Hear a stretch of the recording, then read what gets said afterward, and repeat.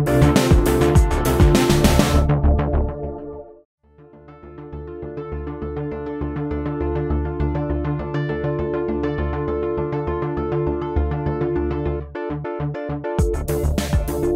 2's company and 3's a crowd, then 3 is a podcast and 2 is a conversation or something. Whatever that means to you, if it means anything, you've stumbled upon a very lean episode of the Pocketnow Weekly, the once-a-week podcast from Pocketnow.com, where we discuss smartphones, tablets, and the state of mobile technology in 2013.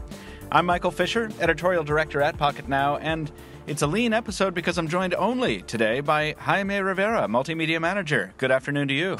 Good afternoon to you, sir. How's everything? Oh man, rough.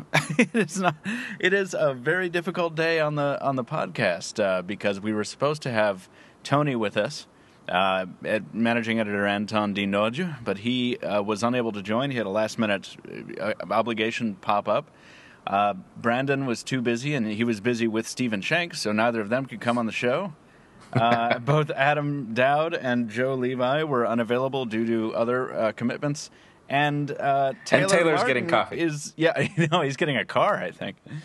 But really? Yeah, one thing or the other. Yeah. Besides, I'm buying up the entire American coffee supply today because I need it so desperately. So your entire American coffee supply, which comes from Honduras, Colombia, and I think Dunkin' Donuts replicates Guatemala. it in chemical factories. I don't think there's anything natural about any of the Dunkin' coffee I've been Donuts. drinking. Yeah. I still can't believe you prefer Dunkin' Donuts over Starbucks, man. Seriously. Starbucks just tastes like they take a blowtorch to a vat of tar. I don't know. That's the eternal debate, right? Anyway, it's the eternal debate. Fire away. It's a two-person show today, listeners. Thank you for joining us, and we have a little bit to talk about. But it might be a little bit shorter than usual. But now that I've said that, of course, it's going to be 90 minutes long. We've had a crazy busy week, haven't we? Jaime, I haven't talked to you even via IM in just days. You've been so busy. You've been unavailable. Well, it's been crazy, man. We've got a couple of good reviews coming up, good devices that are arriving. It's been good. It's been really good. And we've had a couple reviews this week. We've had the HTC One review for the Sprint version of the HTC One went live on Monday, which came courtesy of me. And then the Samsung Galaxy Note 8.0 review by our own Taylor Martin came up on the following day, on Tuesday. Yeah. And that was Taylor's first tablet review, right? That's right.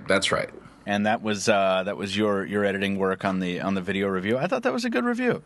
It was a good review. I don't know. I told you I liked that Note at 8.0. I wish it had a better display, but so far I feel that's like the perfect form factor for a stylus. But anyways, we'll talk about that later. I think you're absolutely right, and we should talk about it briefly now because I think that the 10.1 with its horizontal form factor is not all that conducive to the kind of work that I do, but something that's a little bit smaller and portrait orientation with the S Pen, that's a nice size sweet spot for that kind of device. Seriously, I am not sure how long it's going to take Android OEMs to figure out the fact that no landscape tablet has ever taken off. None. Yeah, well, is that true? That's actually true. Think about it. How many landscape tablets out there have you seen have had as much success as the Nexus 7 or the iPad? None. But I mean, there are mitigating factors there, right? Because the iPad has just a bunch of issues in its favor, and the Nexus 7 was too cheap to ignore. But you're right. I mean, anytime that I have a horizontal tablet come into my life, I'm like a landscape tablet. I'm kind of like, okay, how do I fit this into my flow? I've been using the NVX2 recently, as I think I mentioned on the air last week, right? Yeah, I did. Yeah. And as I tweeted recently, I think it's kind of reminded me of, or maybe I didn't tweet it. Maybe this is a first heard statement. This kind of reminded me of all the reasons I really don't like Windows 8. But that's a software thing, right? So, and we can talk about the software stuff that gets down to that. And I kind of don't want to talk about it with only you on the air because with no control rod, I feel like we'll just lose everyone. I don't know. I think we would need Adam Lane on the podcast to counteract you. Oh yeah, definitely. That would be awesome. I mean, Adam's got a lot of perspective on Windows, and he's been there for years. He's actually he's our oldest member in Pocket now, and he's been here ever since the beginning. So he's been here since 2000, right? Yeah, exactly. Yeah. You know, so going back to the Note 8.0, I like the Taylor's perspective on the review. I loved, it is a good tablet. I think it's a good concept, but just like the Galaxy Note 1, I feel that it requires a second version. You know, a version that improves on everything that the first version didn't have, like the terrible display that it has, like the fact that the speaker placement, just so many things of the tablet could have been great, and Samsung just went too cheap on it. I think that was the biggest problem in the review. Yeah, I think you're right, and I also was thinking about the display at sub 200 DPI or PPI. That's pretty crazy, and to be honest, Tony and I didn't see that much of a problem with it in Barcelona. But then again, it was really early in the morning, and maybe I did. I haven't looked back at our hands-on video or something like that. I just don't remember that being an issue with the display. I do trust Taylor completely, though, and I was surprised. I think it's a promising product. I just feel that again, Samsung, they're not charging cheap for it. Starting there, let's start there. It's not a cheap tablet. Yeah, what is the price on it? Just to refresh. I'm trying to remember the price, but it was a little bit over the iPad Mini, I believe. Yeah, I'm going down to pricing and availability. Wi-Fi only 16 gigs just hit the UK for €339. Okay, that's a lot more expensive than an iPad Mini. Yeah, well, $399.99. So that's what, $70 more, right? Is the iPad Mini still $329? Yeah. Okay, yeah. So yeah, and when we talked to Samsung about this in Barcelona, we mentioned that actually. We were talking about okay, so here's the price disparity: it's $70 more than the iPad Mini, and Samsung's kind of immediate response was, yeah, but this does more. Which agreed. Yeah. It has more utility hardware-wise. It does more of what people haven't really started caring about yet. Right. So it's sort of future-proofed in that respect, and it's not at all future-proofed in terms of some of the underpowered specs like the display. How many times have you used your S Pen? Come on, you've been a big Galaxy Note 2 ambassador. You got me to use one. Yeah, I did. And tell me, I mean, how many times do you use the S Pen? Because I don't. I love the phone because of the size and everything, but not because of the S Pen. When I carried it more frequently, I used the S Pen quite a bit. But to be quite honest, I haven't really used the Note 2 recently. It has fallen into disuse in my household thanks to the HTC One here. Lucky you. Yeah. Stop it. Which, I'm starting to think about the One, and we can talk about it very briefly. Obviously, the entire tech space has kind of fallen in love with this unit, and it's something that I think we've been waiting to applaud HTC for a while, rather than just kind of encourage it and hope that the company creates something amazing that we know it could do. And I think a lot of people regard the HTC One as an amazing device, and I'm certainly one of them. But I've been prompted recently in the past day or so to just kind of take a step back and make sure, and just check in with myself and make sure that we're not all just in this crazy, delirious honeymoon phase that's going to pass at some point, and we're all going to realize that we've oversold this device. Have you dropped it? Dangerous, Have you dropped it? I have not, but Brandon has, and his that chamfered edge, that beveled area, is quite susceptible to impact. So it's soft metal there. So no. It's just important to retain some perspective. So that's what I'm trying to do over the next couple of days. Over the weekend, I'm going to just make sure I look at the device with a bit more of a critical eye. I mean, already, the review is out. I still stand by the review. I still pointed out the low points in the device, and there are some low points in it. But from what I've seen, from everything I've seen over the course of now, I guess 10 or 11 days of using it, it's the most solid Android phone I've ever used. Yeah, it's just really something else. So I can imagine. After your review and Brandon's review, I've really, it's not that I've changed my mind. I still feel that I will be more suited by the Galaxy S4 for my particular specific needs. Mm-hmm. I'm curious. I want one. Can you please get me one? I was going to ask you, by the way, since you got the Sprint version as a review unit. Yeah. Does that one have a SIM tray? Yeah, it does. And Sprint usually in the United States, Sprint has this thing where they have not historically included removable SIMs. I think both the Galaxy S3 and the Galaxy Note 2, they have integrated SIMs. This would be the second phone, aside from the iPhone 5, that has a removable SIM. Now, the question is, have you tried placing another SIM card on it? I haven't. I realize like that sends my tech cred into the basement, right? That's like the first thing I should have done if I were a true nerd. Well, here's the deal. I mean, in the case of the HTC One, I believe there is just one model. And that model, by the way, I'm just throwing it out there. I'm not sure. But in the case of the iPhone 5, for example, there are 3 models. And the LTE CDMA variant does support GSM. You can use it on AT&T, and it's unlocked on Verizon by law. But then on Sprint, it is locked. So I'm curious to know what happens when you try to pop another SIM card on that. I will get back to you on that. That was one of the things I meant to test before my review, actually, and I didn't get to that. That was like one of the 2 things that slipped through the cracks. So I will do that, and I'll follow up. But what is interesting, now that you bring up the differences between the HTC One units, and I just wrote an article about this, the One on Sprint does not have any carrier branding on it. Yeah, and the one on AT&T does. And the one on AT&T has the Death Star, yeah. Now, one question. I mean, there were minor apps. I mean, I thought there were only like 1 or 2, right? What, the bloatware? Yeah, the bloatware. Oh, no, it's freaking ridiculous. There's so much bloat on this thing. Sprint. Oh, no, sorry. The AT&T variant is the one that only has 2. Yeah, I think they went really slight on the software there, so there's a balance. But it was interesting to get comment from Sprint and HTC on the lack of hardware branding. Because, that's unusual in the United States. We've had some commenters helpfully chime in from other parts of the world where apparently in Argentina it's very uncommon to have carrier branding. So that must be nice. Oh, in my country, it's 0 carrier branding. That's crazy because in America, you know how it's freaking nuts. Like Verizon's throwing their check mark on the home button of the Galaxy Note 2 and... Don't remind me. Yeah, 4G LTE stuff everywhere. Like there's always silkscreened carrier stuff.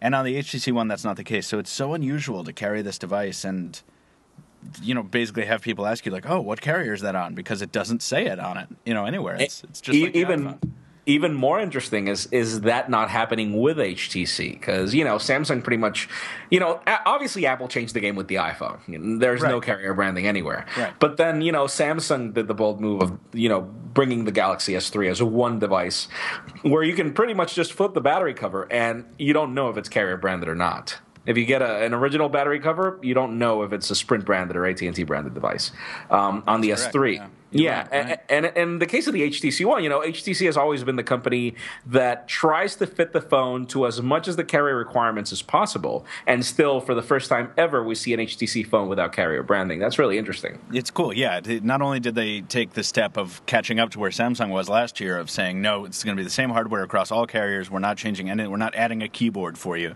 But they also went the extra step, and they were like, no branding, at least on Sprint. So that's interesting. And Sprint's comment on this was very enlightening, where I was like, what? HTC must have thrown a bunch of money at him or something like that. But no. Sprint's basic position was that, yeah, look, if we don't put Sprint branding on this, we can go ahead and later down the road, or even immediately if we want, siphon off, a couple thousand of these units and throw them in the boxes and throw them in a Boost box or throw them in a Virgin Mobile box and sell them as a prepaid device without having to rip off the logo or without having to change it. It's just one less step for them, and that makes a lot of sense logistically, right? Well, they're owned by a new company now, so that's another mentality. Oh, right. I keep forgetting about the SK Telecom thing. Yeah. I was going to ask SoftBank. you. So right. SoftBank, not SK Telecom. I'm sorry. Yeah. I was going to ask you one last question. Okay, yeah. You are you're a photography buff. You love taking photos. I'm a super amateur, but yeah, I do love taking photos. Yeah. Who cares? Yeah. The point is you use your phone for the camera a lot. True. So, bottom line, are you making this phone your daily driver and tolerating the camera coming from a Lumia 920? I am. And it's working out quite well because the Lumia 920's camera is excellent. But what are its hallmark features? Optical image stabilization and low light performance. Yeah, and you get that on the One. You don't get the optical image stabilization on the One, but you do get the excellent low light performance. And frankly, the 920, which I still adore, it frustrates me because even after the software update, I still have some kind of soft focus issue. I have to take a shot multiple times to get a really sharp one.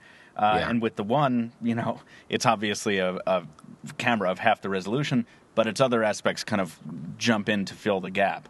Plus, as an Android device, it has Instagram, and then, there's that. Fine. Get me a phone. Get me a phone. Let's just leave it there before you and I, have our first podcast fight on the air. Right. Well, we've been talking about the HTC One this whole week, so let's move on a little bit. Before we jump into Windows to cover that, one more remark about the NVX2. A lot of people have been asking if I'm going to review it. It's a little late to review the NVX2. I mean, it's been out for months now. We are probably not going to review it, but I might try and sneak in after the buzz, if possible. Yeah, you could probably just film the MacBook Air, and since they look pretty much identical. They look so similar, but it's so... the NVX2 is so beautiful, but there's so much that's different about it, and there's so much that I don't think works. I'm a little surprised it got the high reviews it got from other outlets, because I'm not seeing it. But maybe we'll save that for after the buzz. I'm still getting to know it.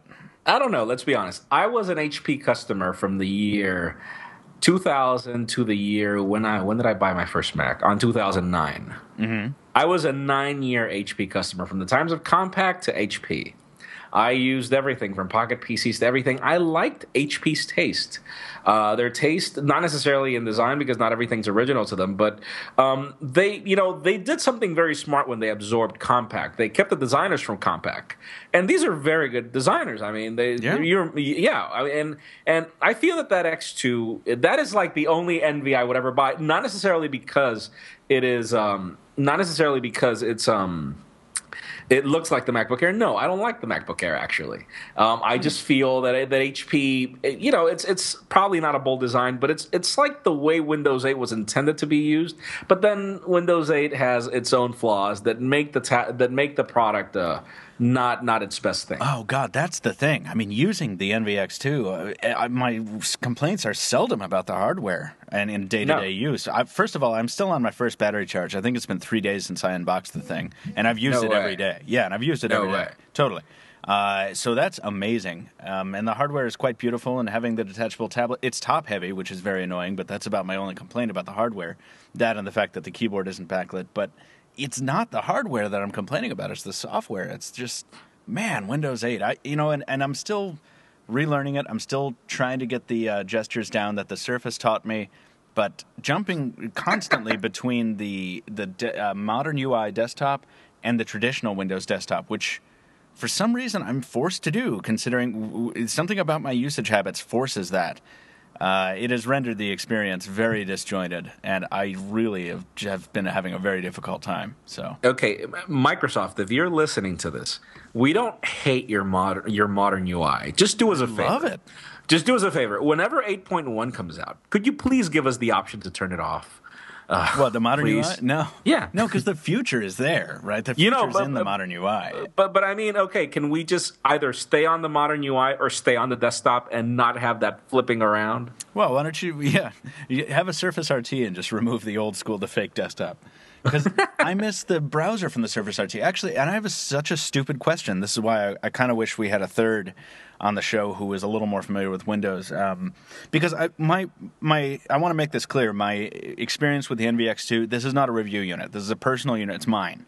So yeah. I'm not working when I'm using it. I'm using it as a user. I'm getting some impressions from it as a reviewer, as a writer, as whatever, but basically, I'm just, experiencing it for my personal use. So there are things that I come across where I'm like, wow, I can't solve this problem. Like, I'll jump to the browser, and I'm like, wow, I wish I could jump into the Surface RT's version of Internet Explorer that keeps me in the modern, interface land.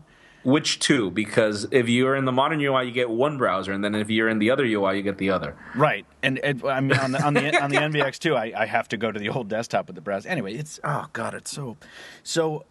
Anyway, I need a class. I basically need a Windows 8 class because I can't. And the thing that I was excited about it compared to the Surface, on the Surface you can't run like old old games and stuff like that, and I was like, oh, maybe I'll be able to run Hugo's House of Horrors or like Spitwad Willie or some of these old DOS games on the NVX2. And I know there's different processor architecture. Wolfenstein 3D. Yeah. Oh, man. Right.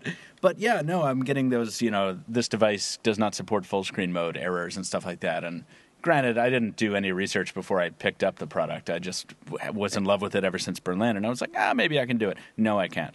And then you need a rocket science degree to understand the error codes. It's like error 2002x3. I didn't get one of those yet. I know I remember those, but I didn't get them. Anyway, like I said. All right, let's jump into Windows Phone 8 while we're on the Windows Phone bandwagon for a second and talk about the Nokia Lumia 928, which has been leaked for Verizon. This is basically the Verizon variant of the Lumia 920, right?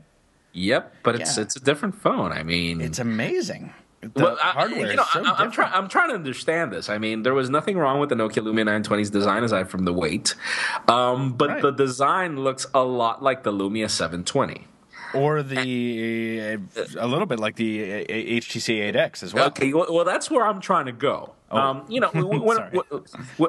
Microsoft launched, when Microsoft and HTC launched the Windows Phone 8X, they were like, these are the signature Windows phones, and we understood that. They partnered with HTC for the signature experience. I wish there was something like that on Android.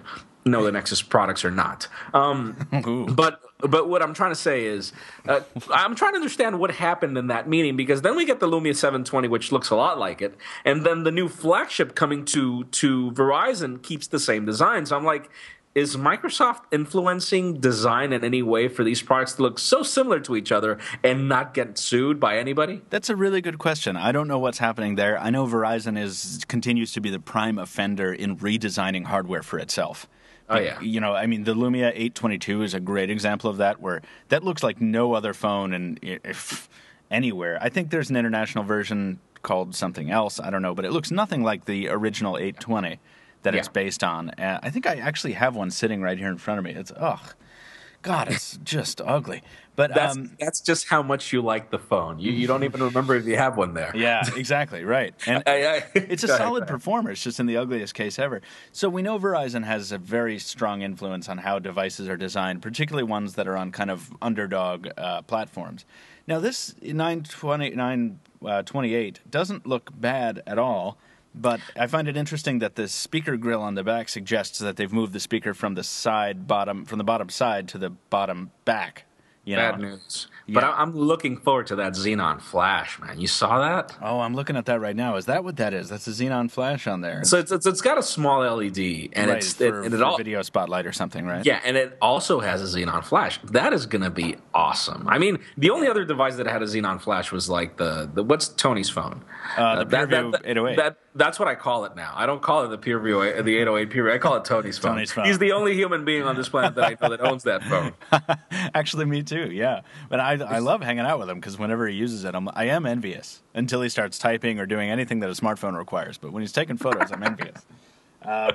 It's going to be very curious to see this thing in action. I'm excited. I think we need to keep some perspective here, and from an American standpoint, it's very important that Nokia get a version of the 920 on Verizon, because now the high-end Windows Phone experience on Verizon is what?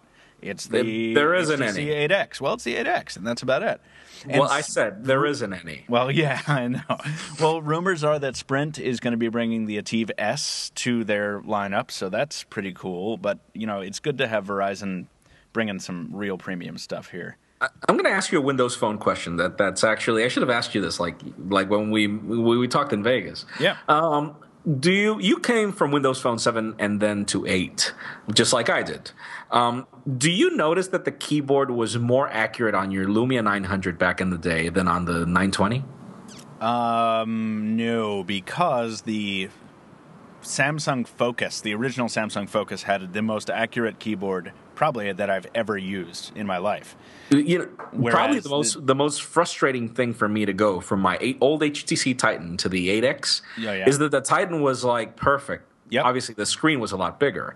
But, it's the best keyboard that I have ever used, Windows Phone, either on the Dell Venue Pro that's there in the drawer or the Titan that's also there in the drawer. It was perfect. But then when I moved to the 8X, to be honest with you, the reason why I don't use the phone is because the keyboard text prediction is terrible.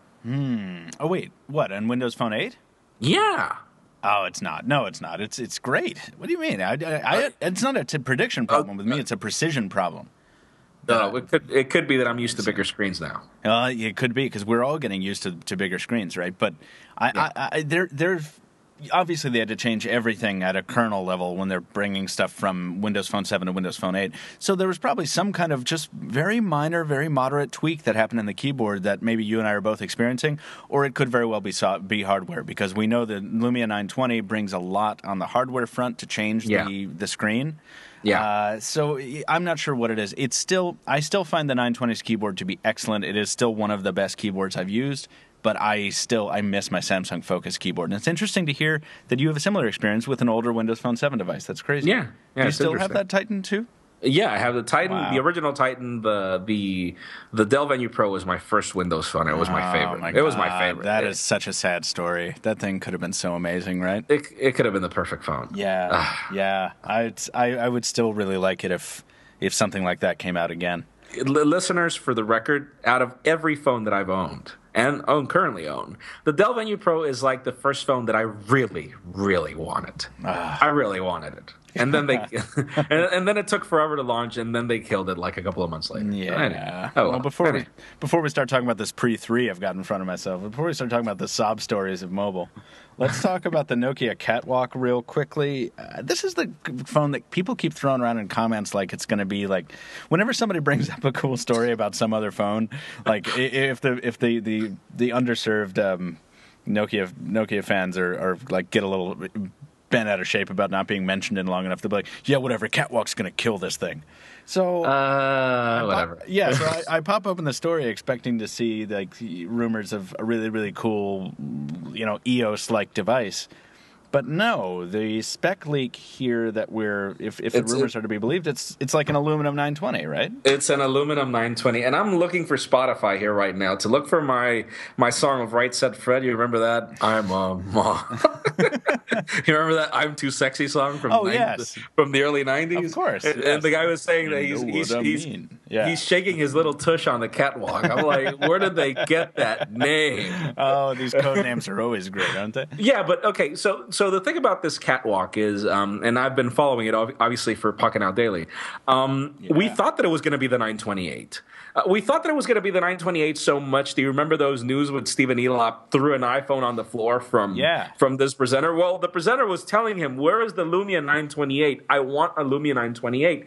I have an aluminum iPhone here, and I want this on a Nokia." He said something like that. Right. So we were expecting this 928 to be the aluminum design that's pretty much the Catwalk. So far, it seems that the EOS technology is probably not there yet because it's not on the specs. And we just wonder what's holding Nokia back from adopting, other materials. Now, for the record, Jaime Rivera speaking here, personal opinion, aluminum is not the best material for a phone. Your HTC One and my iPhone 5 can talk about that. I mean, it is, I don't know. It looks terrible once. Can speak to it, yeah. Oh, yeah. But I'm saying, a lot of people want this aluminum phone. I don't. I want a 1080p display Lumia. That's what I want. Well, this aluminum is so gorgeous, and it's so amazing to the touch. I am just terrified of dropping it. As I said in the review, I feel like I'm going to drop it all the time because it is so smooth and slippery. But and it's not going to deal with impacts well, I don't think. But we'll see. I don't know. We have a commenter asking, not a commenter, a letter writer actually asking about phone material, which we might not get to, actually. I'm not sure. But we're not going to get to anything if we don't move on. So, Windows Phone, 1080p Lumia, I agree, would be amazing. And we're starting to see, we will start to see by the end of the year, Windows Phone 8 devices supporting 1080p. Is that correct? Yeah, GDR3 would be the update. So, by the way, I believe there are 2 updates that have to happen before GDR3, so that's probably going to happen by the holiday season, yes. Okay. Well, that's going to be cool. It's funny, when I was doing the BlackBerry Z10 versus HTC One comparison, I was talking about the screens, and I'm like, well, one of these is basically a 720p. I think it's actually 768 or whatever. Yeah. I don't know. Yeah. So that's still... So I'm going to expose a little bit of my math ignorance right now, and I don't care. But, I know we still consider whatever the 1280 by 768 to be 720p screens, but are they technically... Because it's not by 720p in the other dimensional number, you know what I mean? It's not technically 16 by 9. It's like 16 by 10. It's 16 by 10, right? Okay, all right. That's that was the aspect ratio is what I was missing. Anyway. Yeah, the aspect ratio is what's different, but the resolution is the same. Yeah. The point is, I still want to do this like blindfolded thing or phones in a duck blind thing and take them out on the sidewalk and show people a 720p screen in one hand and a 1080p screen in the other and ask them to tell me which one looks better. Because I'm still convinced that half the population wouldn't be able to tell the difference. But No, they're both beautiful. I can't tell the difference, and this is just funny. I obviously reviewed the Xperia ZL. Yeah. And Brandon asked me about it this morning on a call that we had, and he was like, "So how's it going?" I'm like, "I hate the display. I'm like having a Nexus 7 moment here right now. I love everything about you except the display." And so he's like, "What phone are you using?" I'm like, "I'm back to the Note 2," and he's like, "What the? I mean, you got less pixel density." I'm like, "Well, some of us just, some of us just find certain pixel density to be enough." To be enough, right? yeah. That's a big conversation. Let's talk Android. Since we kind of sort of segued into it a little bit, then got away from it. The HTC First, the Facebook phone, has been announced. The last time we had a Pocketnow Weekly, last week, of course. We had the podcast, I think, about 20 minutes before the Facebook event started. Before the event, yeah. Which was just dumb. We were not privy to the details, and then we saw it. So we talked about it then on the Pocketnow Live. Yeah, the following day. Tell me, Jaime, your feelings on Facebook Home. Okay, Facebook. Okay, you're starting with Facebook Home. I want to start with Facebook Home because that's the more significant thing. I wish you would have started backwards. Well, all right, go. Talk about the HTC first, then. Okay, I look at the HTC First, and I remember the Nexus One. Really? I loved the Nexus One. I loved that phone. I mean, it was so thin, so light, so sleek, so very well made. It was a beautiful phone, and 720p. A 720p display on a 4.3-inch, the device. It's so minimalistic. Obviously it's a mid-tier phone. I understand that, but you could get stock Android on that thing. I don't know. I kind of like the phone. I feel like that is a sentiment that has been expressed by many people in the tech space over the past couple of days, where people are like, wow, it's really tough to get a stock-like experience on a device like this these days, particularly one from a manufacturer as high tier as HTC. So yeah, I mean, if they would have snapped I wouldn't care about the dual core processor if they would have snapped an 8-megapixel camera on that thing. Even if they would have given me the HTC One X camera on that thing, I wouldn't have cared. If they would have given me that camera, for me, that would have been my next phone. Yeah. Seriously. But aside from, I feel that the HTC First, HTC has got their market very well defined. They know that HTC Home is for teenagers. That, adults, we have already moved on, and we know that there's something beyond Facebook. There's also Twitter. No, there's not Google Plus. There's also Twitter. Not really, yeah. Which is just funny. You saw this just a little commercial. You saw that Google is giving away 21 Nexus devices on a giveaway for the next 2 weeks. Yeah. And the requisites for you to participate in that is for you to follow Google Play on Twitter, not Google Plus. Really? Twitter. Yeah. Well, it's good to know that they've got some, realistic thinkers in the marketing department there. Exactly. But, going back, that's how much they care about Google Plus. But the point being is, I think that the phone has a future. It would have been great if they would have made like a line, like a high-end HTC First, for the adults that are learning about Facebook, like my dad. Right. Yeah. And then a low-end market for the teenagers, and they didn't do that. That's the sad part. But obviously, you get the option of being able to install it on your Galaxy S3 or Galaxy Note 2. Yeah, I don't know. I'm glad. What are your impressions? Do you like the phone? I've had to make a serious effort to formulate some impressions because I'm just so completely disinterested and not engaged personally. I understand how it is a very important device for Facebook. It's even a very important device for HTC.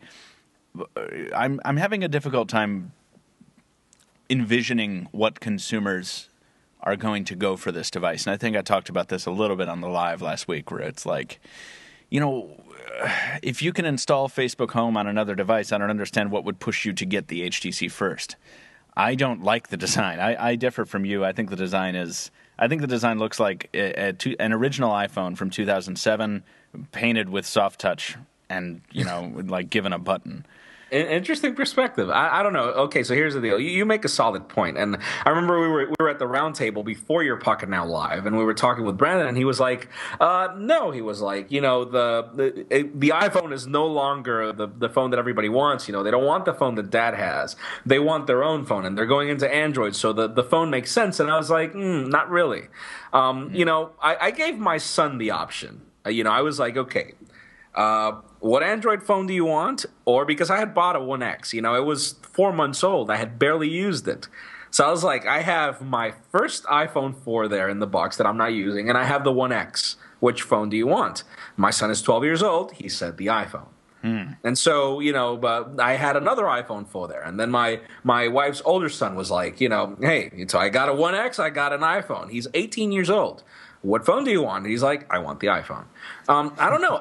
Why? Because we had iPhones. So I don't feel that teenagers want to break away necessarily from the high-end stuff that they feel that their parents have yet. I don't feel we're there yet. But again, I feel that we're matching in perspectives that there is really no market for this phone. True. Obviously it is for teenagers. The question is, would a teenager prefer this over a Galaxy S3 that will most probably drop in price in the next month? Right. Yeah.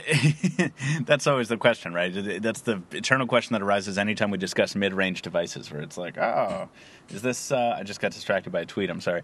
It's like, oh, I want to spend my $50 on a mid-range device that's brand new, or a device that last year at this time was a flagship that's definitely going to last for long because it's built with premium stuff?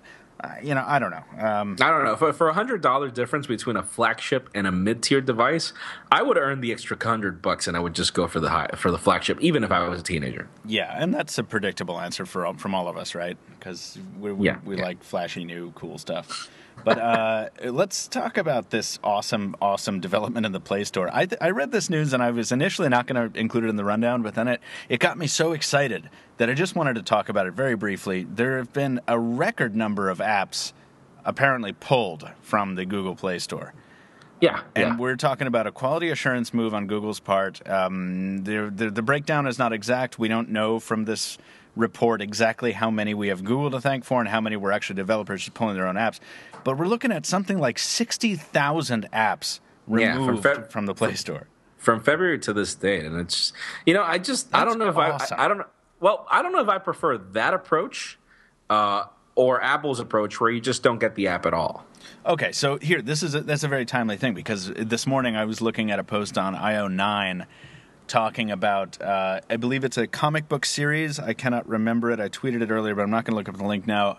It's a comic book series or a graphic novel series, or possibly just a fiction series that I'm not familiar with. I sound very undereducated at the moment. But its 12th installation, the cover art includes a depiction of two men kissing or something like that. Uh-huh. And Apple has decided, somebody within Apple apparently has decided that is graphic content. And so that issue is not going to be covered in the App Store. Now, it is only a matter of time until that decision is reversed, but because it's their PR that they're going to get is just ridiculously bad. But that leads me to say I don't prefer Apple's model, because you get situations like that. Whereas in the Google Play Store,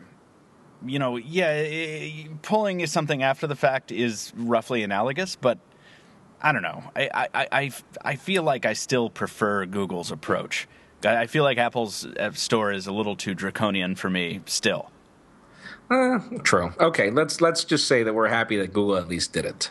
I'm very happy. See, that's why I was elated to see this, because how many times have you looked in the Play Store or other app stores and just seen just page after page after page of crappy ebooks masquerading as apps, crappy ringtone generators, stupid soundboards, fart apps? Get out of my face. No, wait a second. You're talking about Windows Phone there. Well, I said smaller, all smaller apps. From the BlackBerry app world to the Windows Store to the Play Store. They're all there. I'm serious. You try to, in the past, you would try to look for Spotify or Pandora or any of the big things. And there were all these alternate They were not even alternatives. I don't know what they were. They were like launchers into the net, to the browser or whatever in Windows Phone. And I'm like, man, Windows Phone, can you please write this down? That's like a really good idea. But anyways. BlackBerry too. BlackBerry is the big offender nowadays. Yeah, let's just be happy that it happened. But hey, one thing, we actually didn't discuss Facebook Home. You didn't give me your opinion on what you think about Facebook Home. We just talked about the phone, by the way. Right. So I don't. Would you use it? Would you use it? Everybody knows what it is. So would you use it? I don't. Would I use? I would use it to try it out. I would never use it as my. I don't. I am the opposite of the target customer for that. I have a Facebook account. I enjoy my Facebook account, but I do not want it to be the center of my mobile experience at all because I have something on the order of 700 friends, and I'm not saying that to be like, oh wow, look at me. I'm popular, but like every single interaction, there are so many interactions that I don't want to be bothered with that all the time. I don't want that on my home screen every time I look at my phone. Yeah. Probably the most compelling thing to me about the Facebook phone is chat heads. But like I say, I'm not the target user. I try and think about users like my mother, for whom Facebook is, in fact, most of what she does on the internet in terms of interacting with relatives, friends, sharing news. Everything. I mean, I think that a Facebook phone would be compelling for my mother if she did not already have the iPhone 5, which she adores. Well, interesting. That goes back to your point. Well, interesting, but I don't know if you didn't know this, listeners, but the APK was leaked by Motico recently, and we were actually just getting ready. We were rushing to film a video about it, just to give everybody a hands-on of the APK working. Is that the one that Joe was working on? Yeah, Joe. Joe actually got it to work, and Taylor got it to work as well. And, I just find it interesting that Taylor's response was like, man, this is so beautiful. Really?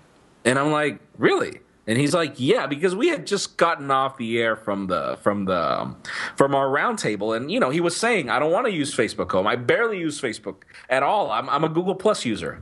Rarely. LOL. You alone, Taylor. But the point being, he was like, man, this UI is like very, very nice. It's very intuitive. It is like very smart made. And I'm like, okay. Right. Wow. Okay, let's wait for it to happen. Again, I'm going to be like you, Michael. I'm going to give it a try. And again, I am sadly not very tolerable when it comes to, things that I'm not going to be waiting for version 2.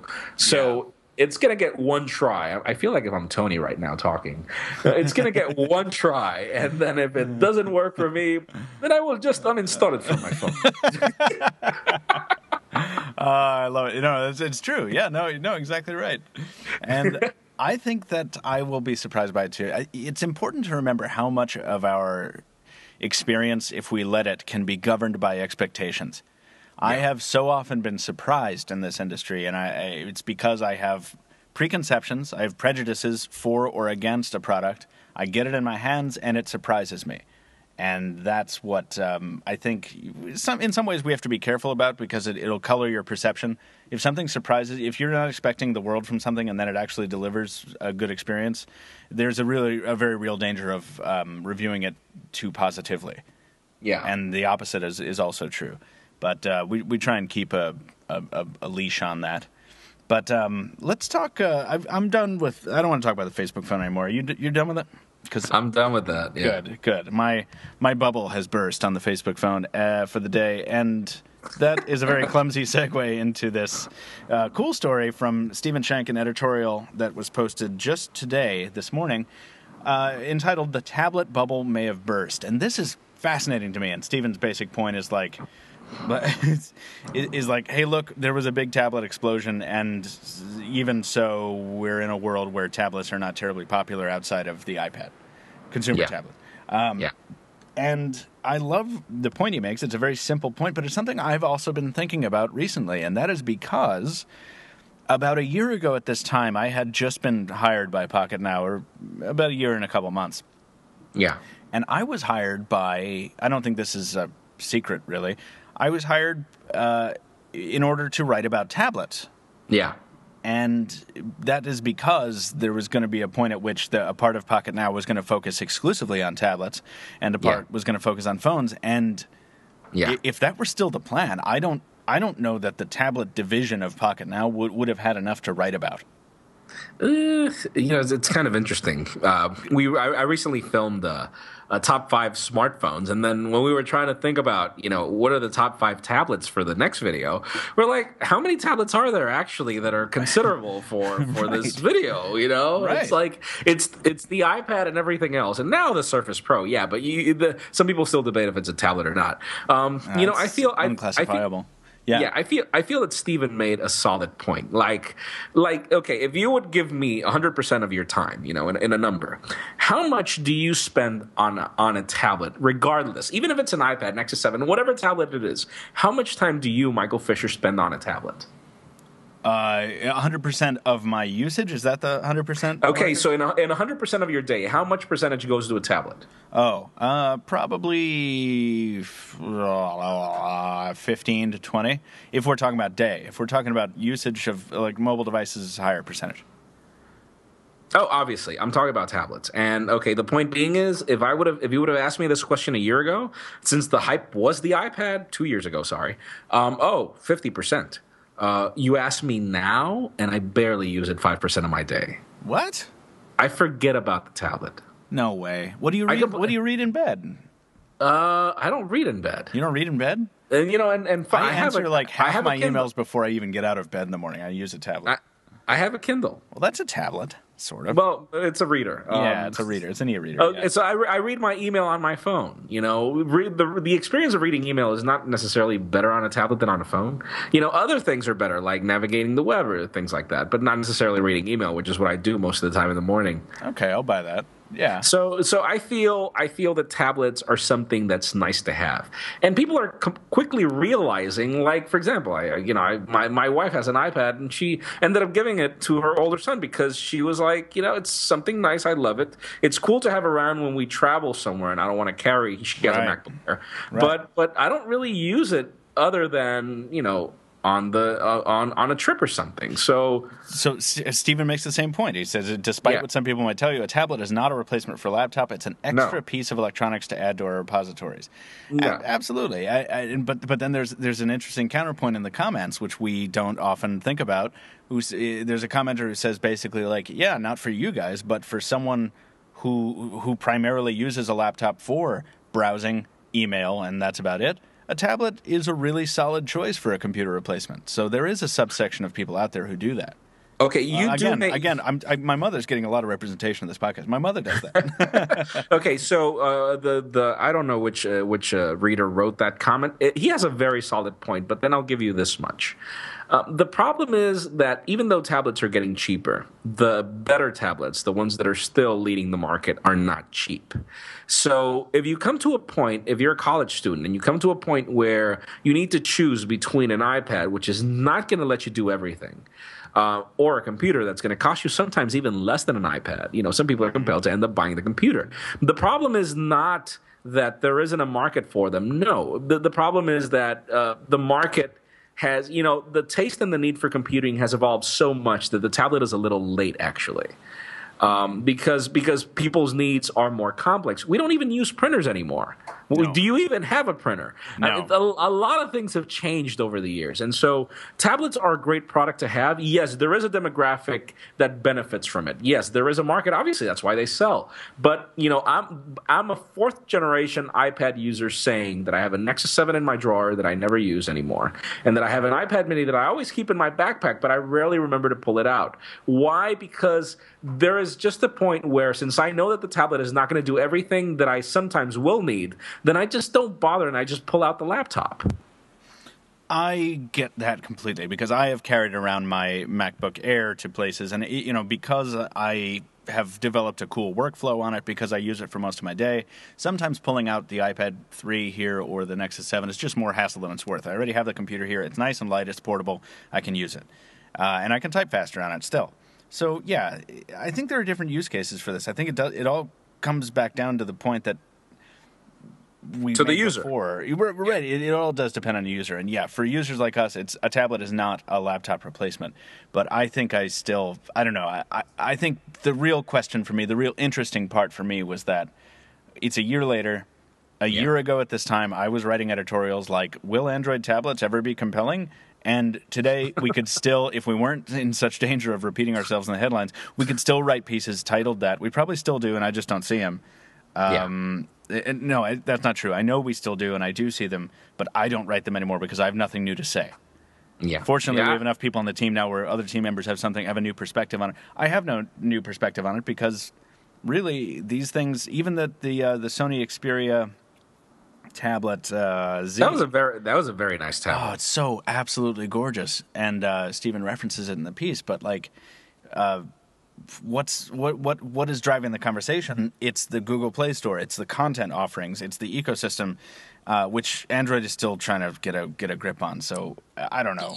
It's funny because I think that Tablet Z is like the perfect example. You get a waterproof tablet that's extremely thin, that is extremely beautiful, and still people don't buy it. Well, yeah, but it's priced pretty high too, right? Well, I mean, trust me.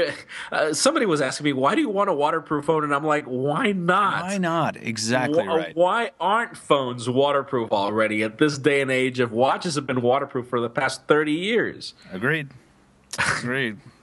Anyways.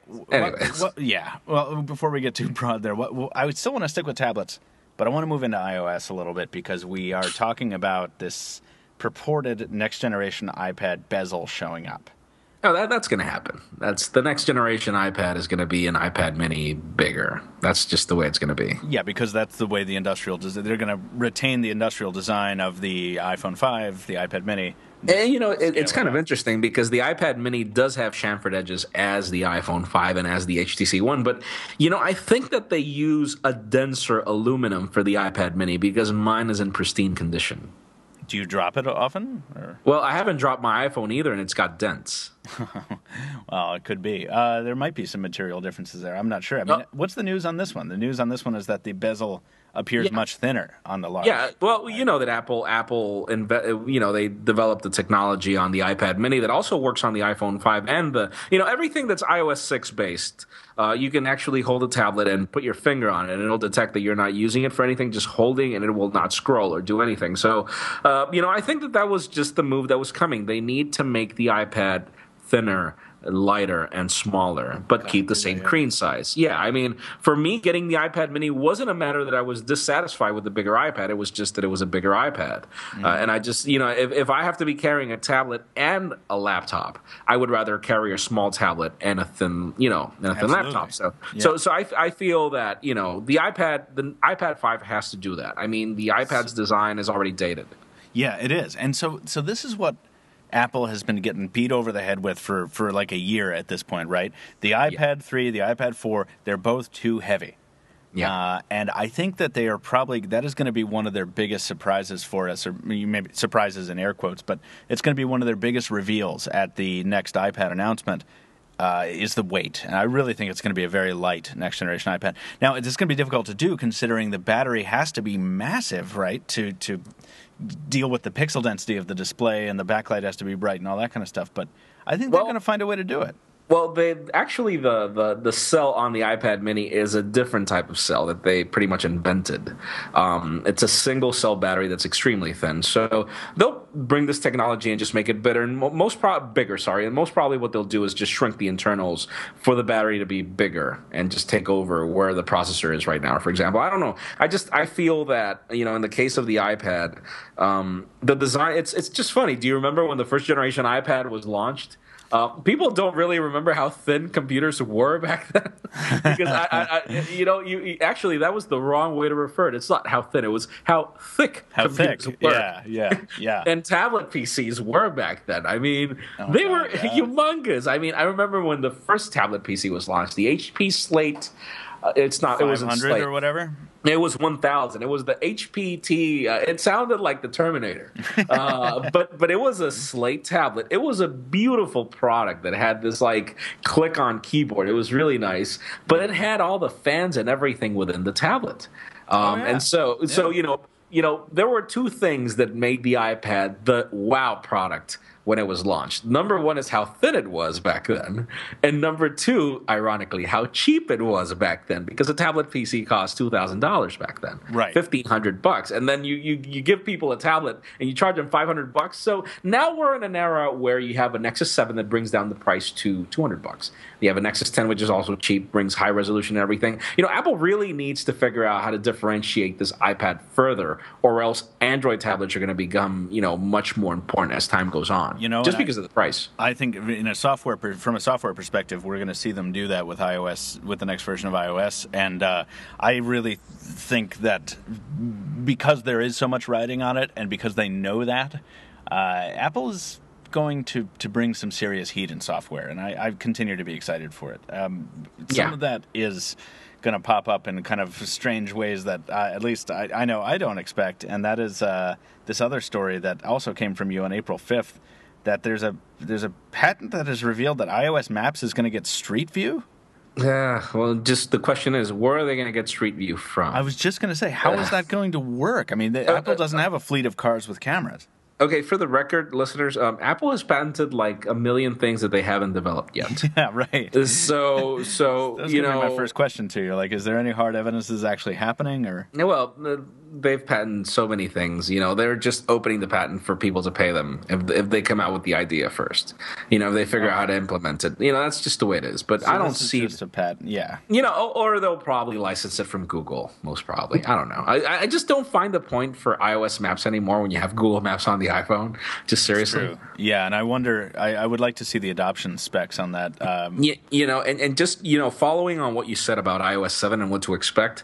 Before we move on, just a point. Apple is actually moving a ton of their engineers from the OS 10.9 project to work on iOS 7. Yeah, we talked about that last week. Yeah, because they are far behind. That was the news last week, and it just proves there must be something really significant coming. Yeah. And when was the last major high-profile move of desktop employees to mobile in Apple? When the first generation iPhone was iPhone was exactly. So I mean, I think we're looking at something pretty substantial there, which will ultimately be. This is maybe an obvious statement, but which is going to shape the future of Apple, not just in terms of mobile, but in the desktop products as well, because we know that the future is not on the desktop, really. No, it's not, and it's just to prove. But speaking of what's happening right now with the overhaul of iOS 7, we had this piece today of what this update on the Google Play Store tells us of Android. Just moving a little back into Android. I don't know. Have you gotten the update to the Google Play Store on your? No, I've been too busy. I haven't. Well, just remember, listeners, you could go back to the link. The APK is there in case you want to download it. It's very clean, Michael. It looks cool. It looks cool, and it's as whitish as white at times when Android has always been about dark areas everywhere, like the settings menu and everything has been just dark. Right. I don't know. I noticed that on Taylor's Note 8.0 review, where everything TouchWiz was whitish and not darkish as it was in the past on this 8.0. So it does seem like if Google is moving into using different mats, different designs, more simplistic, and if it could have been any more simplistic. So Key Lime Pie is actually going to be very interesting, and we'll most probably see it, in May, and then we'll get iOS 7 in June with WWDC. So this is going to be a really interesting summer. Yeah, that it is. You have to remind me. You've reminded me. I have to put WWDC in my calendar because I don't have it there yet, and I forgot that there are major events happening in May and June. Because I was thinking about the summer recently. There's breaking news from my personal life sphere right now. I just got it on my Pebble. My father has sent me an email that says, "Hi, Mike. Sprint has don't call me Mike, by the way. Only my family can do that. Sprint has terminated my service. The internet will have to do." The reason What? The reason I got that email was because my father is one of the last few handful of hundred of thousands of people on Sprint's IDEN network, the legacy Nextel network, which is steadily being shut down site by site, and I guess they finally got to my hometown. By the way, I'm still bothering Sprint to try and go on a ride-along so I can see one of these IDEN site dismantlements.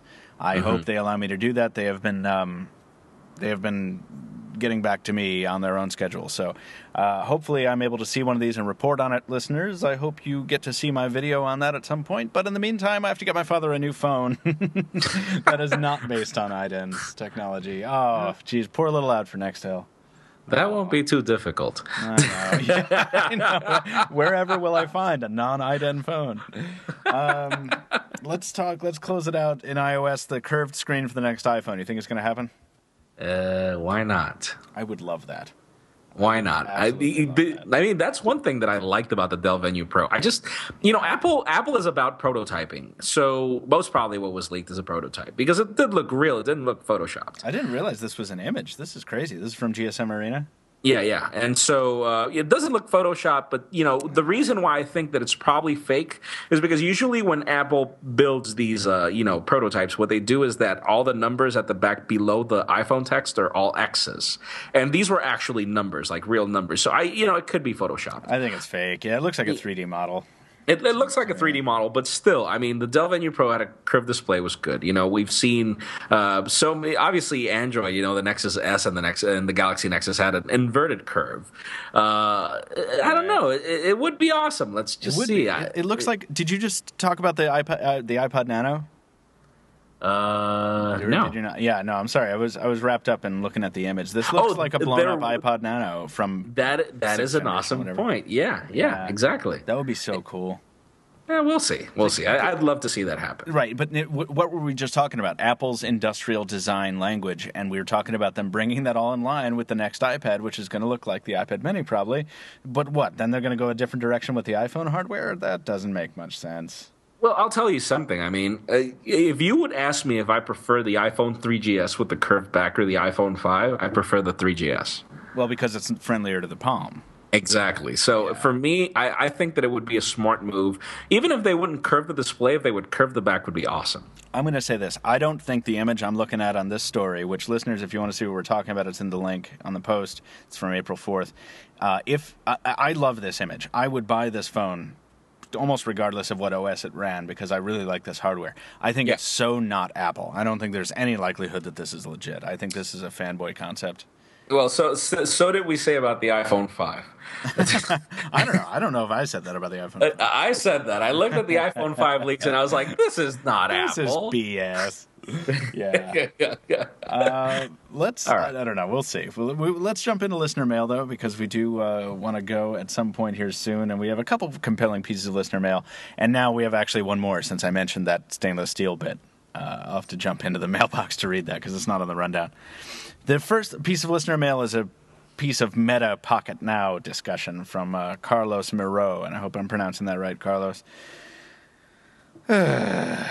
Pocketnow asked on Facebook who the sexiest member of the team is. All right, so listen, I don't I don't know. It was not me. It wasn't me either. Okay, so let's not. We know who it was, but it wasn't. I see. I don't know who it was, but I don't want to. So listen, I don't run the Facebook page. I had to find out about this because I think Brandon sent me an email with a screenshot or something. I was like, oh no. Have you seen how many fans you have? I didn't. I looked at the comment thread for like 13 seconds, and then I was like, I'm done. I can't be in this. But that's not what Carlos is asking about. To his credit, he's saying, many people were declaring Sassy Bob as the sexiest member. Oh, yeah. I don't mind naming a female sexiest for politically correct reasons, but is Sassy Bob that girl, this is still Carlos speaking, from the opening soundbite that no one who came in after November 2012 can really specify? Is she really sexy enough to be sexier than team members? Yeah, there's a story behind it. Okay, so there is a story behind that. And this is the reason I selected this piece of listener mail. Thank you, Carlos, for the letter, by the way, is because that's a question that always used to pop up on our older Pocketnow videos intro. We had that, that electric guitar, like, and rotating tiles containing excerpts from previous videos. And one of them was Sassy Bob, who I guess did a couple of videos for us before I came on board. Sassy Bob did a couple of she did a couple of very good videos for us. So the way this worked was we actually we contacted Sassy Bob to offer her a job because we needed a female person on video. Absolutely. We wanted, it would be very nice. Listeners, you've seen the commercials that we. So a lot of people are asking us, like, when is the next After the Buzz, or what are you going to do an After the Buzz on the Nexus 4? So it was more than a year ago that we came up with the idea of these commercials. And we thought, since it's kind of difficult for us to be able to schedule a lot of things, on a specific, like, it's going to happen every Thursday. We want to get there, but we're still not there yet because of the amount of content that there is. And because of the way news works, you can't always do that. Yeah. No, you can't always do that. Not in technology, not yet. No. And not even the big outlets do that. It's tough enough to keep the podcast on the same day every week. Exactly. Yeah. Exactly. And so once we had that idea, we were with Brandon. It's like, it would be awesome if we hired a girl, and he was like, man, there's this girl from I've seen on YouTube, her name is Sassy Bob, and she does app reviews, and she'd be awesome. And I'm like, okay, contact her. And so we actually contacted her, and she did the review of the HTC Rhyme for us, and which was reviewed the Rhyme, that HTC the phone with the tentacle. Yeah, the girlish phone, the purple, the quote-unquote girlish phone, yeah. So she was there on time, and she did an awesome video because she went on the road asking around to people. You should watch this video. I know. She went asking people. It's like, do you like this phone? Would you buy this phone just because it's purplish or pinkish or whatever? And she asked she went to salons, beauty salons, and she's a very, very creative girl on video. It's just too bad that at the time that we hired her, we actually did the tryout for the commercials and everything was working well, but she actually got a different proposal immediately, and she was like, I really wouldn't want to pick, but this is actually like the thing that I've been dreaming for. So it was great. It was awesome working with her. Sadly, we just couldn't continue.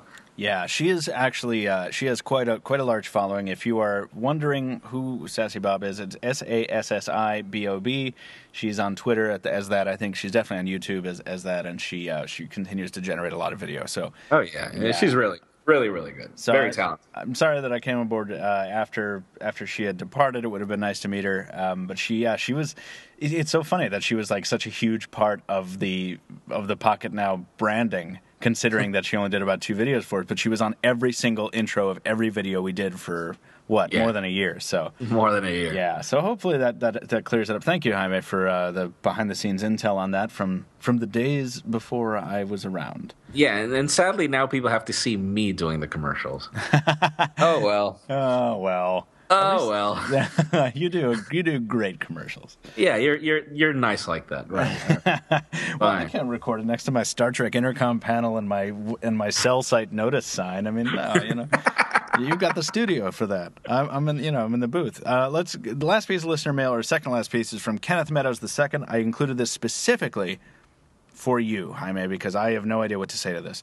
I have a friend who is computer illiterate. She has a 16-gig iPad and wants access to all of her pictures she took with her digital cameras and the iPad. She used the SD card to iPad converter plugin and copied over pictures from her digital cameras. Now the device is full. She does not want to use cloud storage because doing that would mean paying annually, and without Wi-Fi, she would have no access to her photos. I'm completely stumped on what to do. Hope you guys can give some suggestions. I mean... Okay. Listen. I mean, you're the expert, but let me just weigh in right before you go here. It sucks that she has a 16-gig iPad.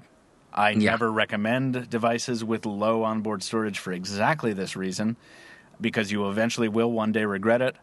And I understand the objection to paying annually for cloud storage, but in the same breath, I don't. It is a very worthwhile thing to invest in, and if you're going to spend money on something, cloud storage is pretty damn valuable. So that's my opinion. So here's the deal. In the case of the iPad, you have 2 options, actually. So she bought the kit, and that would import photos by default. You can't really just view the photos from the card, which is something unfortunate on iOS, I believe. I'm not really sure because I haven't bought that adapter because they haven't brought it out. Well, they have brought it out for the iPad mini. I don't care about it. And the reason why I don't care about it is because I actually rarely ever see photos. Even if I can, I carry a batch of photos and that's it. So what I did is, it depends if she has Windows on her personal computer or Mac, but regardless, iTunes allows you, when you sync with iTunes, you can tell iTunes to reduce the size of the photos. And that's something you should really do, because digital photos, I mean, if you have an 8-megapixel camera, even on a phone or even from the tablet, photos are much bigger than what the tablet is actually able to display. Right. So it's really pointless for you to carry photos on their full size. So my advice to you is remove the photos from the iPad and then just pull them into your computer and then import the photos from the computer into the tablet using iTunes and just tell iTunes to reduce the file size of the photos. That is a suggestion this is why I'm glad you're on the air, because I would not have realized that, and I hope... thank you. Okay, that is option number one. Option number two, get Dropbox and just throw the photos into Dropbox. And you can actually select folders from Dropbox to remain permanent on the device. And you can also tell the device what is the file size, or if you want if you want the Dropbox to reduce the file size for optimization or not. And so you could just download that specific folder and tell it that you don't want it in full size for the photos. And that way you can use cloud storage, so you can actually access these photos from everywhere. But also they'll remain local on the iPad as long as you specify it. That's an even better suggestion. That's awesome. I love it. And Dropbox, of course, is... That's actually what I do. Really? Yeah. Yeah, you guys, everyone on the team is a big fan of Dropbox. I seldom use it, but I should. Yeah. So there it is. Hopefully one of those suggestions will work out for you, for your friend, Kenneth. Jaime, thank you for the informed advice. Like I was saying, I wouldn't have been able to provide that first suggestion. I probably would have eventually got around to thinking about Dropbox, but yeah.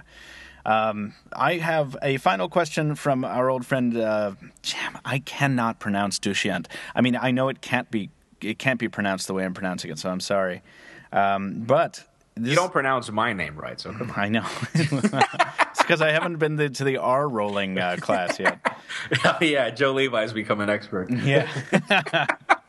Dushyant asks, while everyone's going on about plastic, polycarbonate, aluminum as build materials for phones, why doesn't anyone think about stainless steel? Yes, that's right. Good old stainless steel. Apple did.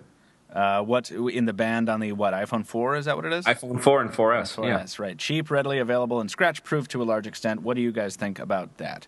Scratch-proof to a large extent? No. Well, more so than aluminum, right? No, actually, stainless steel is more scratch-prone than aluminum. Just try it. Softer? Look at your watch. Look at your watch. It's not softer than aluminum, right? Yeah, no, You're using a Pebble. Sorry, but if you use the regular stainless steel watch, you'll notice. I've got a watch band on my Pebble that cost a good amount of money. It's not, it's not plastic anymore. No. I know that you replaced it. The point being is the thing is your bracelet is matte. It's black colored. It's PVD. Yeah. It's tinted. But the thing about stainless steel has a couple of problems. The first one being it has a couple of problems and a couple of benefits. The first benefit of the first problem of stainless steel is it's actually more resilient than aluminum for a dent. But I scratched the bands on the 4 and 4S a lot more that I could scratch anodized aluminum. Mm. So aesthetically, yes, somebody's already thought about it. Apple did, and I think they moved away from it after AntennaGate. So that's actually a problem. Second, actually, stainless steel is not as light as aluminum. Yeah, I'm looking. I just Googled stainless steel phone, and it would. Is there a Nokia? There's the LG Shine was out a while ago as a dumb phone years and years ago, and that's coming up on this as like having a stainless steel finish. But I don't think that's true. I think the thing was plastic, wasn't it? Yeah, and now there are some benefits from stainless steel. That might not be right. Go ahead. Yeah. Go ahead. Well, there is one benefit from stainless steel. This is actually something I was going to film a video on this, and I haven't had the time. But the cool thing about the iPhone 4 and 4S is if you scratch it, dent it, or whatever happens to the stainless steel, I'm actually going to give you a tip. Just go into a supermarket and buy a soap scrub for washing dishes. That green. The Brillo? Yeah. Okay, so you buy that. And then you just scrub the stainless steel with this whatever thing, and it'll actually polish the dents and remove them because you're actually this material is made out of stainless steel particles as well. So you're scratching metal with metal. Don't do this all the time. You can only do it like once, but you remove all the scratches and dents from the band with that thing in about 5 minutes. Yeah, it's always difficult when you have to when you advocate like self-repair for things like scratches, especially on displays, like a lot of people do the toothpaste stuff. Oh yeah. And man, if you're not careful, if you don't use the right grit and stuff, you'll end up with a really cloudy finish on whatever you're trying to polish. So watch out for that. Be careful. There have been some stainless steel Nokia phones. It looks like the Nokia 8800 might have been a stainless steel finish. Yeah, that was a beautiful phone. Yeah, it really was. Nokia has made some beautiful stuff. I was thinking about that phone a couple of days ago. I was remembering their advertisement campaign. It was really good. Yeah. Good old days. God. So, yeah, stainless steel is out there. The problem is it's not lighter than aluminum, to my knowledge. None of us are chemists here, by the way. True enough. Despite my recent foray into the sapphire world. But, it's just clear. You hold the iPhone 5, and then you hold the 4S, which is only partly made by stainless steel, and you can feel the weight difference. It's insane. It's, huge. Yeah. So that's that. It's a solid question. Thank you for bringing it up. We were not going to be able to fit it in, but it looks like we came in a little bit under our usual overtime, at least. But I think it is about time we cruise out of here. So Jaime, do we have closing thoughts from Honduras tonight? Actually, I'm going to ask you a question. Please. After all the phones you've tested, reviewed, and everything, what would you agree to be your favorite material for a smartphone? Like forget about what people consider build quality. What have you felt has worked best for you? I have never fallen out of love with the polycarbonate used on the One X from last year and the One XL. That delivered to me a better experience in a tactile sense than the Lumia 900 did, which used polycarbonate as well, of course, but it just felt different on the One. And then it was shiny on the Lumia 920. Well, on some finishes of it, including the one I have, yes, which is annoying. But so, the One X really that polycarbonate was my favorite and continues to be my favorite finish on a phone. Or material that a phone is used for. What about you? In my case, I would have to agree. As long as you choose a light color for that polycarbonate, being white. Yes. Because the problem is it's a real smudge magnet in dark colors. But for the record, listeners, I mean, I used the first generation iPhone. You did too. Aluminum is a great material, but it's not going to look good after 2 months of usage. Actually, I didn't use the original iPhone. I used the iPhone 3G. I never had an original iPhone. Sorry. Brandon did. Yeah. Brandon did. But, the point being is, yes, I mean, we're seeing this resurgence of aluminum on phones, and it's really cool. It's awesome. It is awesome. I just wish you would see how much I take care of my... I was actually going to use a bad word right now. How much I take care of my beloved iPhone 5 and how bad it looks already after no falls. So, even if it's the resurgence, I feel that at this moment, probably aluminum will get better years from now. But I feel that polycarbonate is still the material that will last longer for your 2-year contract. So Motorola V60, what was that made out of? Ooh, that's a good question. Because that was the big, it was like a metal phone, and that was the piece of novelty that they were selling. I remember part of the Motorola branding was like mini metal Moto. But that's a good question. I don't know what metal it was. That was my favorite phone of all time. It looks like a quick Google search is saying anodized aluminum. Anodized? Yeah. Well, interesting. Well, that's interesting because they used this sort of aluminum finish that was actually brushed and not anodized. Yeah. Well, but there were also about, 150 versions of the V60, so who knows? Some of them were polished, some of them were not. Yeah, I actually had the V60i where you can remove the covers. Remember that? Oh, yeah. You could put on like a cheap plastic, like a red cover if you wanted to. Yeah. And then some of them had extendable antennas, some of them had stub antennas. God, yeah. Well, you're making a good point. We've had cases with the V60 and the V3, the Razor, the original Razor, where metal has actually worked. Okay, fine. Good point. Good points there. Sadly, for this year's line of smartphones, I was actually going to write an editorial. I probably will, where it's titled "Chamfered Edges Don't Work." That's going to get about 150 comments in 20 minutes. Chamfered edges don't work. But they're so gorgeous. But listen, I want to say this before I forget, man. You are right. I baby the hell out of my HTC One. I'm so worried about it that I don't put it in pockets with zippers that could scratch the casing. if this were something I bought and intended to use for 2 years, I think I would be too scared to even bring it out in public, and that's saying something. That is your girlfriend must be jealous, man. Well, she would feel the same way. She's a phone nerd too. Nice. Yeah. Anyway, it would be great if it really endured. And after the first time I drop mine, I'm sure it'll happen. We'll see how it goes. Actually, I shouldn't say mine. After the first time I drop a review unit, because I still don't have a personal one yet, but I probably will end up buying one because I really like it that much. But we got a jet. So yeah. It was awesome to have you on the show again. Thank you for being my other half on this very lean episode of the Weekly. Hey, I'll be your wingman anytime. BS. You could be mine. You could be. Yeah. Oh God, sweet Top Gun reference. Thank you for the first one on the podcast. It was good. I wanted a Top Gun reference before we hit episode 040. So thank you. But this was episode 39 of the Pocketnow Weekly. So find us both on Twitter. Jaime over there is at Jaime_Rivera, and you can find me at Captain Two Phones. And you can also follow Pocketnow officially at Pocketnow on Twitter, as Pocketnow on Facebook and Google+. Please leave us a review on iTunes or Xbox Music, and if you have a topic, question, or suggestion for the podcast, or you just want to say hi, you can email us at podcast@pocketnow.com. Thanks again for listening. We'll see you next week with more people on the air. Good night. Good night.